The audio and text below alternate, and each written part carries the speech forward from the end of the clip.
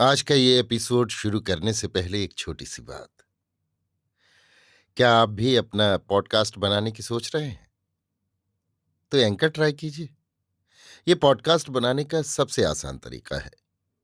Number 1, ये free है। Number 2, इसमें कई सारे ऐसे टूल्स हैं जो आपको अपने फोन और कंप्यूटर पर रिकॉर्ड और एडिट करने की फैसिलिटी देते हैं। नंबर 3, आप अपने पॉडकास्ट को डिस्ट्रीब्यूट भी कर सकते हैं, जिससे इसे स्पॉटिफाई और दूसरे प्लेटफॉर्म पर सुना जा सके। तो डाउनलोड कीजिए फ्री एंकर ऐप या विजिट कीजिए anchor.fm पर अपना पॉडकास्ट स्टार्ट करने के लिए। ये तो थी एक छोटी सी जानकारी, और अब शुरू करते हैं एपिसोड का सिलसिला। तो आज के एपिसोड में लीजिए सुनिए मुंशी प्रेमचंद के लिखे उपन्यास प्रेमा के 10वें भाग को मेरी यानी समीर गोस्वामी की आवाज में। इस भाग का शीर्षक है विवाह हो गया। ये आंखों देखी बात है कि बहुत करके झूठी और बेसिर पैर की बातें आप फैल जाया करती हैं। तो भला जिस बात में सच्चाई नाममात्र भी मिली हो, उसको फैलते कितनी देर लगती है। चारों ओर यही चर्चा थी कि अमृत राय उस विधवा ब्राह्मणी के घर बहुत आया जाया करता है। सारे शहर के लोग कसम खाने पर उद्यत थे कि इन दोनों में कुछ साठगांठ जरूर है। कुछ दिनों से पंडाइन और चौबाइन आदि ने भी पूर्णा के बनाव चुनाव पर नाक भौं चढ़ाना छोड़ दिया था, क्योंकि उनके विचार में अब वो ऐसे बंधनों की भागी न थी। जो लोग विद्वान थे और हिंदुस्तान के दूसरे देशों के हाल जानते थे, उनको इस बात की बड़ी चिंता थी कि कहीं ये दोनों नियोग न कर लें। हजारों आदमी इस घात में थे कि अगर कभी रात को अमृत राय पूर्णा की ओर जाते पकड़े जाएं तो फिर लौटकर घर न जाने पावें। अगर कोई अभी तक अमृत राय की नीयत की सफाई पर विश्वास रखता था तो वो प्रेमा थी। वो बेचारी विरहाग्नि में जलते जलते कांटा हो गई थी, मगर अभी तक उसकी मोहब्बत उसके दिल में वैसी ही बनी हुई थी। उसके दिल में कोई बैठा हुआ कह रहा था कि तेरा विवाह उनसे अवश्य होगा। इसी आशा पर उसके जीवन का आधार था। वो उन लोगों में थी जो एक ही बार दिल का सौदा चुकाते हैं। आज पूर्णा से वचन लेकर बाबू साहब बंगले पर पहुंचने भी न पाए थे कि ये खबर एक कान से दूसरे कान फैलने लगी और शाम होते होते सारे शहर में ये बात गूंजने लगी। जो कोई सुनता उसे पहले तो विश्वास न आता। क्या इतने मान मर्यादा के रईस होकर ऐसा नीच कर्म करेंगे? मगर ज्यों ही उसकी सुधि आती कि वो तो ईसाई हो गए हैं, बस उसकी शंका मिट जाती। वो उनको गालियां देता, कोसता। रात तो किसी तरह कटी। सवेरा होते ही मुंशी बद्री प्रसाद के मकान पर सारे नगर के पंडित, विद्वान, धनाढ्य और प्रतिष्ठित लोग एकत्र हुए और इसका विचार होने लगा कि ये शादी कैसे रोकी जाए। पंडित भृगुदत्त: विधवा विवाह वर्जित है।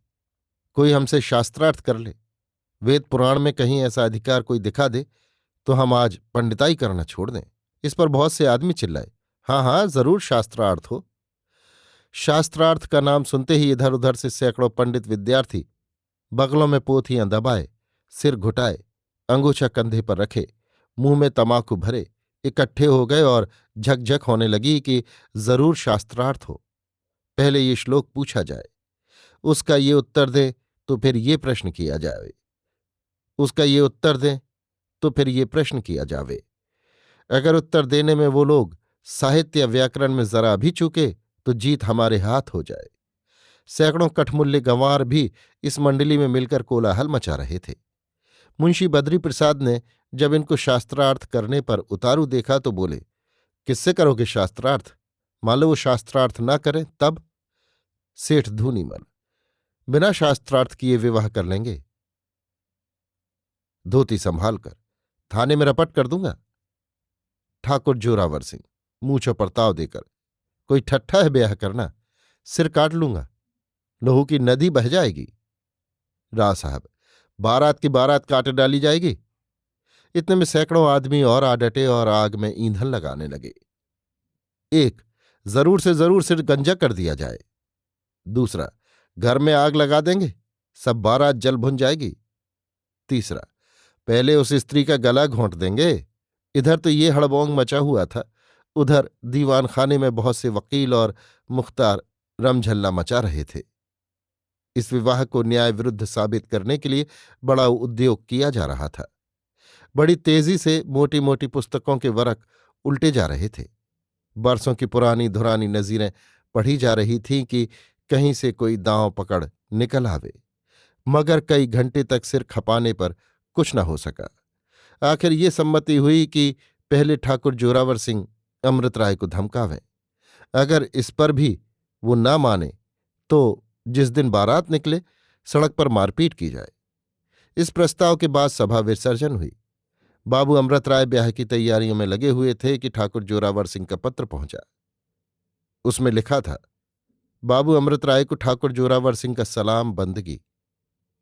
बहुत बहुत तरह से पहुंचे। आगे हमने सुना है कि आप किसी विधवा ब्राह्मणी से विवाह करने वाले हैं। हम आपसे कहे देते हैं कि भूल कर भी ऐसा न कीजिएगा, नहीं तो आप जाने और आपका काम। जोरावर सिंह एक धनाढ्य और प्रतिष्ठित आदमी होने के उपरांत उस शहर के लठैतों और बांके आदमियों का सरदार था और कई बार बड़े बड़ों को नीचा दिखा चुका था। उसकी धमकी ऐसी न थी कि अमृत राय पर उसका कुछ असर न पड़ता। चिट्ठी को देखते ही उनके चेहरे का रंग उड़ गया। सोचने लगे कि ऐसी कौन सी चाल चलूं कि इसको अपना आदमी बना लूं। इतने में दूसरी चिट्ठी पहुंची। ये गुमनाम थी और उसका आशय भी पहली चिट्ठी से मिलता था। इसके बाद शाम होते होते सैकड़ों गुमनाम चिट्ठियां आईं। कोई कहता था कि अगर फिर ब्याह का नाम लिया तो घर में आग लगा देंगे। कोई सिर काटने की धमकी देता था। कोई पेट में छुरी भोंकने के लिए तैयार था और कोई मूछ के बाल उखाड़ने के लिए चुटकियां गरम कर रहा था। अमृत राय ये तो जानते थे कि शहर वाले विरोध अवश्य करेंगे, मगर उनको इस तरह की राड़ का अनुमान भी न था। इन धमकियों ने जरा देर के लिए उन्हें भय में डाल दिया। अपने से अधिक खटका उनको पूर्णा के बारे में था कि कहीं यही सब दुष्ट उसे न कोई हानि पहुंचावे। उसी दम कपड़े पहन पैरगाड़ी पर सवार होकर चटपट मजिस्ट्रेट की सेवा में उपस्थित हुए और उनसे पूरा पूरा वृतांत कहा। बाबू साहब का अंग्रेजों में बहुत मान था, इसलिए ही नहीं कि वो खुशामदी थे या अफसरों की पूजा किया करते थे, किंतु इसलिए कि वो अपनी मर्यादा रखना आप जानते थे। साहब ने उनका बड़ा आदर किया, उनकी बातें बड़े ध्यान से सुनी, सामाजिक सुधार की आवश्यकता को माना और पुलिस के सुपरिंटेंडेंट को लिखा कि आप अमृत राय की रक्षा के वास्ते एक गारद रवाना कीजिए और खबर लेते रहिए कि मारपीट खून खराबा न हो जाए। सांझ होते होते 30 सिपाहियों का एक गारद बाबू साहब के मकान पर पहुंच गया, जिनमें से 5 बलवान आदमी पूर्णा के मकान की हिफाजत करने के लिए भेजे गए। शहर वालों ने जब देखा कि बाबू साहब ऐसा प्रबंध कर रहे हैं तो और भी झल्लाए। मुंशी बद्री प्रसाद अपने सहायकों को लेकर मजिस्ट्रेट के पास पहुंचे और दुहाई मचाई कि अगर वो विवाह रोक न दिया गया तो शहर में बड़ा उपद्रव होगा और बलवा हो जाने का डर है। मगर साहब समझ गए कि ये लोग मिलजुल कर अमृत राय को हानि पहुंचाना चाहते हैं। मुंशी जी से कहा कि सरकार किसी आदमी के शादी विवाह में विघ्न डालना नियम के विरुद्ध समझती है, जब तक कि उस काम से किसी दूसरे मनुष्य को कोई दुख न हो। ये टका सा जवाब पाकर मुंशी जी बहुत लज्जित हुए। वहां से जल भुनकर मकान पर आए और अपने सहायकों के साथ बैठकर फैसला किया कि ज्यों ही बारात निकले उसी दम 50 आदमी उस पर टूट पड़े, पुलिस वालों की भी खबर लें और अमृत राय की भी हड्डी पसली तोड़कर धर दें। बाबू अमृत राय के लिए ये समय बहुत नाजुक था, मगर वो देश का हितैषी तन मन धन से इस सुधार के काम में लगा हुआ था। विवाह का दिन आज से 1 सप्ताह पीछे नियत किया गया, क्योंकि ज्यादा विलंब करना उचित न था और ये 7 दिन बाबू साहब ने ऐसी हैरानी में काटे कि जिसका वर्णन नहीं किया जा सकता। प्रतिदिन वो 2 कांस्टेबलों के साथ पिस्तौलों की जोड़ी लगाए 2 बेर पूर्णा के मकान पर आते। वो बेचारी मारे डर के मरी जाती थी। वो अपने को बार बार कोसती कि मैंने क्यों उनको आशा दिलाकर ये जोखिम मोल ली। अगर इन दुष्टों ने कहीं उन्हें कोई हानि पहुंचाई तो वो मेरी ही नादानी का फल होगा। यद्यपि उसकी रक्षा के लिए कई सिपाही नियत थे, मगर रात भर उसकी आंखों में नींद न आती। पत्ता भी खड़कता तो चौंक कर उठ बैठती। जब बाबू साहब सवेरे आकर उसको ढांढस देते तो जाकर उसकी जान में जान आती। अमृत राय ने चिट्ठियां तो इधर उधर भेज ही दी थी। विवाह के 3-4 दिन पहले से मेहमान आने लगे। कोई मुंबई से आया था, कोई मद्रास से, कोई पंजाब से और कोई बंगाल से। बनारस में सामाजिक सुधार के विरोधियों का बड़ा जोर था और सारे भारतवर्ष के रिफॉर्मरों के जी में लगी हुई थी कि चाहे जो हो, बनारस में सुधार के चमत्कार फैलाने का ऐसा अपूर्व समय हाथ से न जाने देना चाहिए। वो इतनी दूर दूर से इसलिए आते थे कि सब काशी की भूमि में रिफॉर्म की पताका अवश्य गाड़ दें। वो जानते थे कि अगर इस शहर में ये विवाह हो तो फिर इस सूबे के दूसरे शहरों के रिफॉर्मरों के लिए रास्ता खुल जाएगा।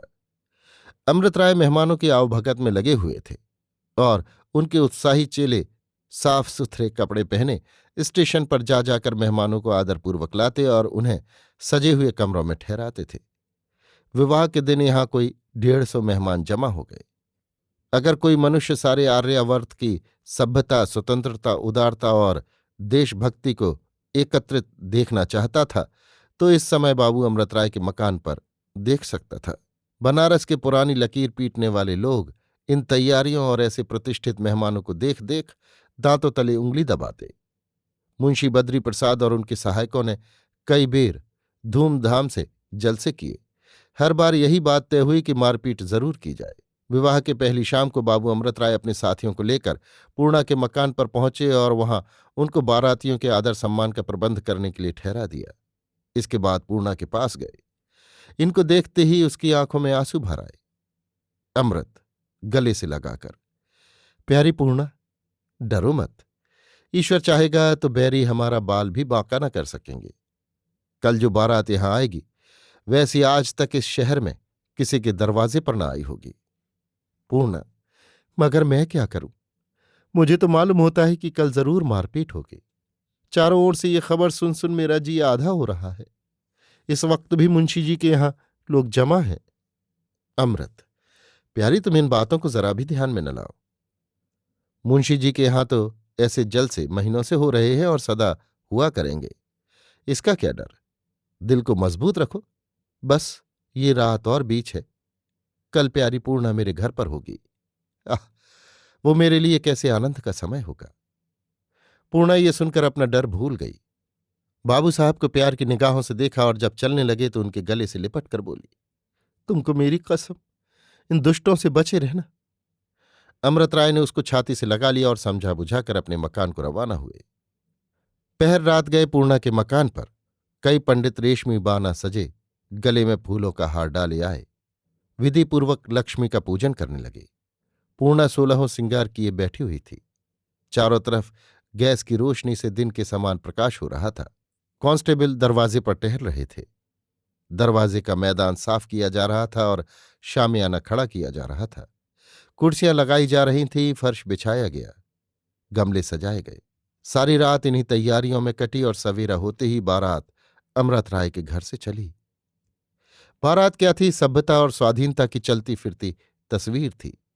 न बाजे का धड़-धड़ पड़पड़, न बिगलों की धौं-धौं पोंपों, न पालियों का झुरमुट, न सजे हुए घोड़ों की चिल्लपों, न मस्त हाथियों की रेलपेल, न सौंटे बल्लम वालों की कतार, न फुलवाड़ी, न बगीचे, बल्कि भले मानुषों की एक मंडली थी जो धीरे धीरे कदम बढ़ाती चली जा रही थी।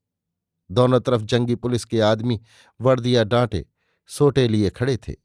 सड़क के इधर उधर झुंड के झुंड आदमी लंबी लंबी लाठियां लिए एकत्र थे और बारात की ओर देख देख दांत पीसते थे।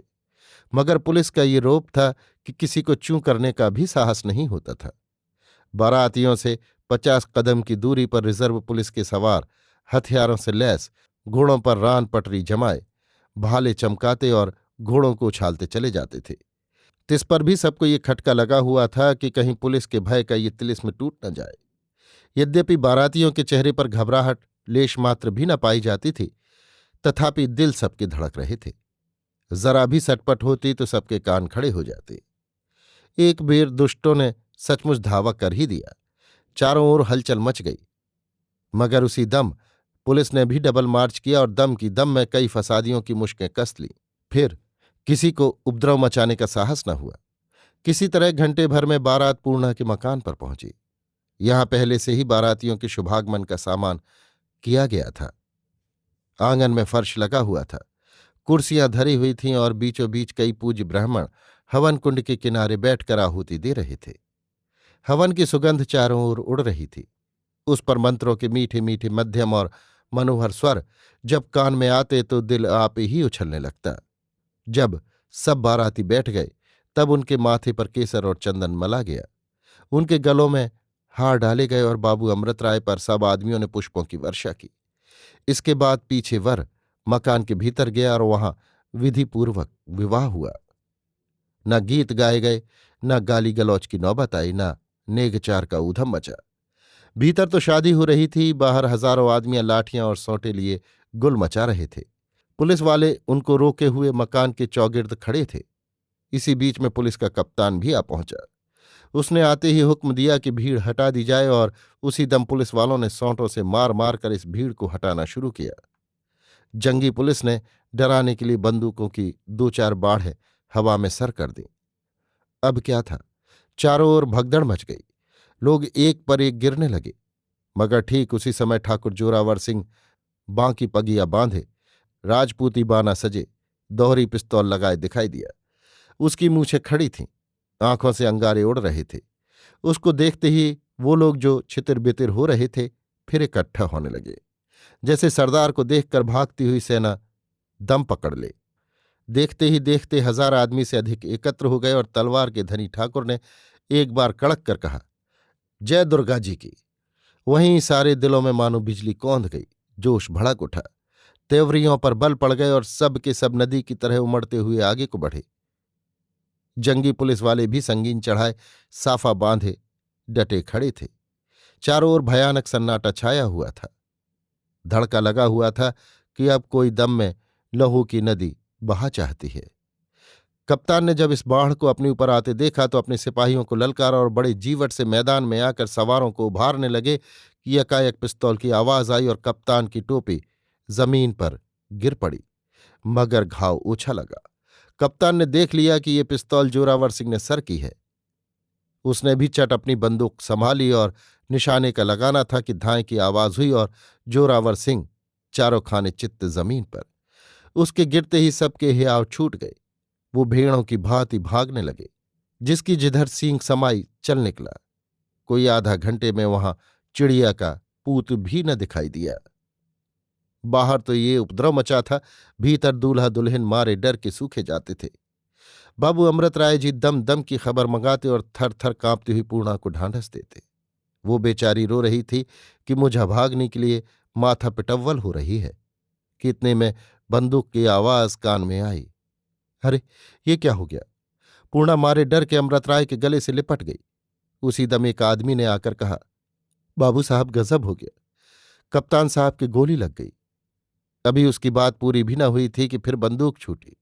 या नारायण, अब किसकी जान गई? अमृत राय घबरा कर उठे कि जरा बाहर जाकर देखें, मगर पूर्णा से हाथ न छुड़ा सके। इतने में एक आदमी ने आकर कहा, बाबू साहब ठाकुर ढेर हो गए, कप्तान ने गोली मार दी। आधे घंटे में मैदान साफ हो गया और अब यहां से बारात की विदाई ठहरी। पूर्णा और बिल्लो एक सेज गाड़ी में बिठाई गईं और जिस सज धज से बारात आई थी उसी तरह वापस हुई। अब की किसी को सिर उठाने का साहस नहीं हुआ। इसमें संदेह नहीं कि इधर उधर झुंड जमा थे और इस मंडली को क्रोध की निगाहों से देख रहे थे। कभी कभी मन चला जवान एक आध पत्थर भी चला देता था, कभी तालियां बजाई जाती थी, मुंह चढ़ाया जाता था, मगर इन शरारतों से ऐसे दिल के पोढ़े आदमियों की गंभीरता में क्या विघ्न पड़ सकता था। कोई आधे घंटे में बारात ठिकाने पर पहुंची। दुल्हन उतारी गई और बारातियों की जान में जान आई। अमृत राय की खुशी का क्या पूछना। वो दौड़ दौड़ सबसे हाथ मिलाते फिरते थे, बाँछें खिली जाती थीं। ज्यों ही दुल्हन उस कमरे में पहुंची जो स्वयं आप ही दुल्हन की तरह सजा हुआ था, तो अमृत राय ने आकर कहा, प्यारी, लो हम कुशल से पहुंच गए। हैं, तुम तो रो रही हो। ये कहते हुए उन्होंने रूमाल से उसके आंसू पोंछे और उसे गले से लगाया। प्रेम रस में डूबी पूर्णा ने अमृत राय का हाथ पकड़ लिया और बोली, आप तो आज ऐसे प्रसन्न चित्त हैं मानो कोई राज मिल गया है। अमृत राय लिपटाकर, कोई झूठ है? जिसे ऐसी रानी मिले उसे राज की क्या परवाह है। आज का दिन बड़े आनंद में कटा। दूसरे दिन बारातियों ने विदा होने की आज्ञा मांगी, मगर अमृत राय की सलाह हुई कि लाला धनुषधारी लाल कम से कम एक बार सबको अपने व्याख्यान से कृतज्ञ करे। ये सलाह सबको पसंद आई। अमृत राय ने अपने बगीचे में एक बड़ा शामियाना खड़ा करवाया और बड़े उत्सव से सभा हुई। वो धुआंधार व्याख्यान हुए कि सामाजिक सुधार का गौरव सबके दिलों में बैठ गया।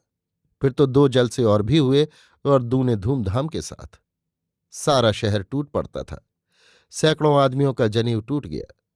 इस उत्सव के बाद 2 विधवा विवाह और हुए। दोनों दूल्हे अमृत राय के उत्साही सहायकों में थे, और दुल्हनों में से एक पूर्णा के साथ गंगा नहाने वाली रामकली थी। चौथे दिन सब नेवतहारी विदा हुए। पूर्णा बहुत कन्नी काटती फिरी, मगर बारातियों के आग्रह से मजबूर होकर उनसे मुलाकात करनी ही पड़ी, और लाला धनुषधारी लाल ने तो 3 दिन उसे बराबर स्त्री धर्म की शिक्षा दी। शादी के चौथे दिन बाद पूर्णा बैठी हुई थी कि एक औरत ने आकर उसको एक बंद लिफाफा दिया। पढ़ा तो प्रेमा का प्रेम पत्र था। उसने उसे मुबारकबाद दी थी, और बाबू अमृत राय की वो तस्वीर, जो बरसों से उसके गले का हार हो रही थी, पूर्णा के लिए भेज दी थी। इस खत की आखिरी सतरें ये थी। सखी, तुम बड़ी भाग्यवती हो। ईश्वर सदा तुम्हारा सुहाग कायम रखे। तुम्हारे पति की तस्वीर तुम्हारे पास भेजती हूं। इसे मेरी यादगार समझना। तुम जानती हो कि मैं इसको चांद से ज्यादा प्यारी समझती रही, मगर अब मैं इस योग्य नहीं कि इसे अपने पास रख सकूं। अब ये तुमको मुबारक हो। प्यारी, मुझे भूलना मत। अपने प्यारे पति को मेरी ओर से धन्यवाद देना। तुम्हारी अभागिनी सखी प्रेमा। अफसोस, आज से 15वें दिन बेचारी प्रेमा बाबू दाननाथ के गले बांध दी गई। बड़ी धूमधाम से बारात निकली। हजारों रुपया लुटा दिया गया। कई दिन तक सारा शहर मुंशी बद्री प्रसाद के दरवाजे पर नाच देखता रहा। लाखों का वारा न्यारा हो गया। ब्याह के तीसरे ही दिन मुंशी जी पर लोग सिधारे। ईश्वर उनको स्वर्गवास दे। अभी आप सुन रहे थे मुंशी प्रेमचंद के लिखे उपन्यास प्रेमा के 10वें भाग को मेरी यानी समीर गोस्वामी की आवाज में। इस भाग का शीर्षक था विवाह हो गया।